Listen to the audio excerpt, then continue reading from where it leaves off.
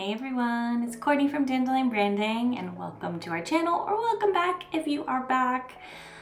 Dandelion Branding is a digital marketing agency that works with businesses and organizations that are dedicated to sustainability. And here on this channel, we make videos all about different types of sustainability. So we have educational content about sustainable marketing, which is what we specialize in. And we also have a podcast called Environmental, where we dive into different aspects of sustainability. And right now we've been doing an interview series where we're interviewing different people who are working on some sort of sustainable solution. And it's been really cool because it's great to see how folks approach sustainability in such a variety of ways. And it's really inspiring because it shows how the journey in sustainability involves everyone, and that really every industry is something that needs to make a shift. And there are so many kind of efficiencies and things that can be done better. And so it's really exciting to talk to people who are really on the forefront of making those changes. So if that is of interest to you, definitely subscribe to our channel and stay tuned for more awesome videos. I put out these types of educational videos about once a month. And then we have Environmental Podcast, which comes out about twice a month. So there's new content coming at you all the time, so definitely subscribe. Today's video is going to be a continuation of a topic that I spoke about last month, which is core web vitals. So if you haven't seen my last video where I introduce and define each of the core web vitals, then definitely check that one out. That's going to give you a good kind of intro understanding of what these metrics are all about. And I think that's a really good place to start. And then we're going to talk about today why these are important and why you should be focusing on them. So let's jump into it. So why are core web vitals important for your website? Well, the long and short of it is that they're optimizations, and they are important for your on-site SEO and your overall search engine rankings. So if you're focused on SEO, then you should absolutely also be focused on core web vitals. In our opinion, really any optimization is worth doing and it's important to have a properly functioning website and a well-organized website. And these core web vitals definitely help you to get there because they show you where you are falling short. Core web vitals in particular are really key indicators of a good or bad website and really highlight where you should focus for optimizations down the line. These core web vitals are metrics that are defined by Google. So there is strong evidence that your results in your core web vitals are going to help you to improve your overall ranking. But these are definitely not everything. The jury is still out on exactly how core web vitals affect your ranking on Google. But because these metrics are made by Google, they could start really weighing them more heavily in terms of how they affect your ranking at any time. They make changes very often to kind of how their SEO results and search queries and how the results show all the time. So it's important to kind of get a leg up, and these metrics aren't going anywhere. So it's time to start focusing on them. So first, LCP, or largest contentful paint. That particular metric measures how long it takes for content to load on your site. And if your site is taking too long to load, then you may struggle with a very high bounce rate on your website, meaning that people are leaving before they're even allowing the page to load. You're probably going to have a problem keeping users' attention, and you may lose them. And that is a terrible thing to waste. If you got someone's attention to the point where they clicked to go to your website and it just takes too long to load, and that's the reason why you lose them, that is unfortunate. So we want to help you avoid that. So by focusing on reducing the LCP, or the overall load time of your site, it can definitely help you to be able to retain those folks for longer. And the next one is first input delay. So that measures how long it takes for your website to actually become interactive. How long does it take before I can click on something and it'll do what it's supposed to do? And if this metric is high and it takes a long time for the user to actually be able to interact with your website, it's going to be a similar issue with LCP, right? You are giving them the opportunity to change their mind because they have to wait for your site to load and for them to take that action. And that is crucial. Those seconds are very, very crucial to people changing their mind, right? Or even getting a little frustrated, right? And you don't want your website users to be frustrated or confused. And having a long FID will probably make your users feel both of those things. And in a similar vein, CLS or cumulative layout shift can also be incredibly frustrating.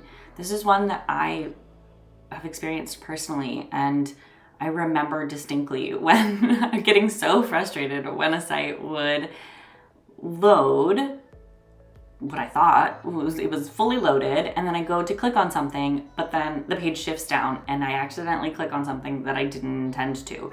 It used to happen a lot more frequently, probably, I don't know, maybe 10 years ago or something, but it definitely still occurs now, especially if you have a very, very large website and it takes a long time to load everything and things are shifting as they're being loaded. It can be really, really frustrating. So again, those two things that we do not ever want your users to feel are frustrated and confused.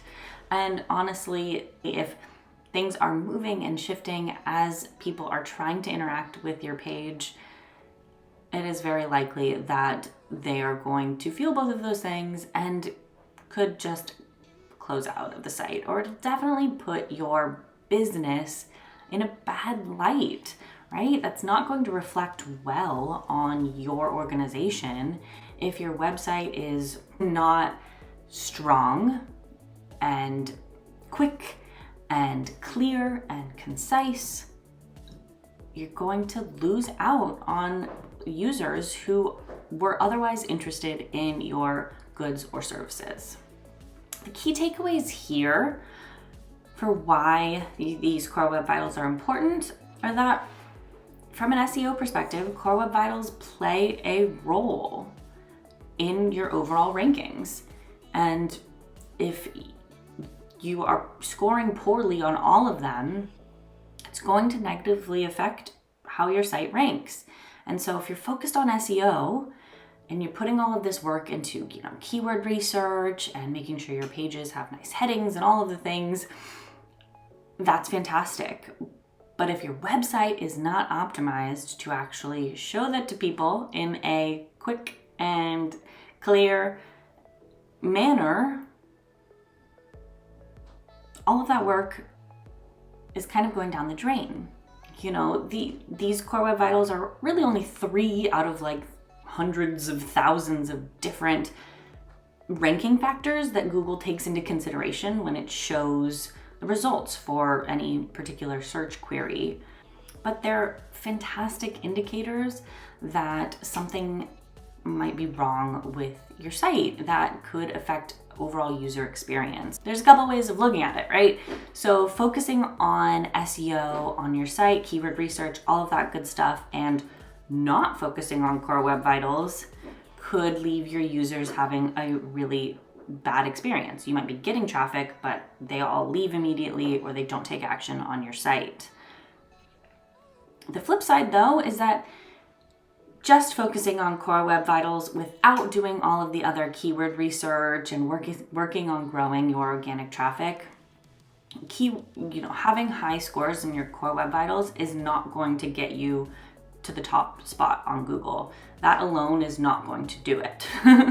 So SEO is really multifaceted, so that one single solution of focusing on Core Web Vitals is not going to be the end all be all of, you're not done with SEO when you focus on those, but they are still relevant. I hope that makes sense. What is going to get you onto the first page of Google is creating really high quality content with thoughtful and properly attributed coded headings.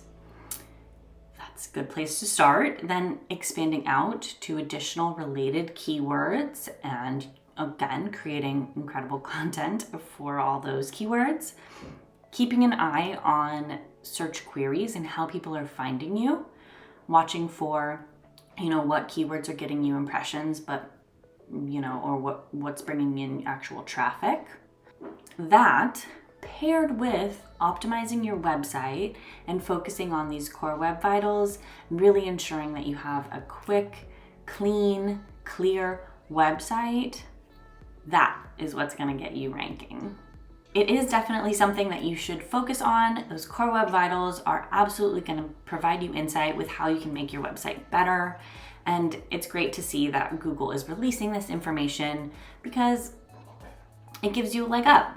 And again, at any point in time, Google could start to really weigh these core web vitals as more important as a ranking factor. So why not focus on them now and try to continue to optimize your website and make it better and better at the same time as doing the keyword SEO on-site work that you're already potentially doing.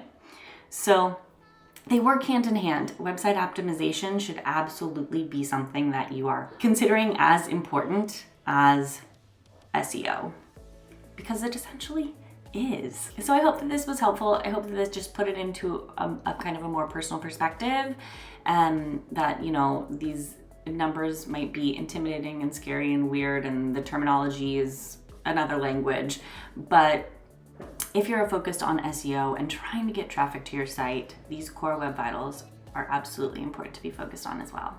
So thank you so much for watching, and of course, stay tuned for next time, and we'll see you then.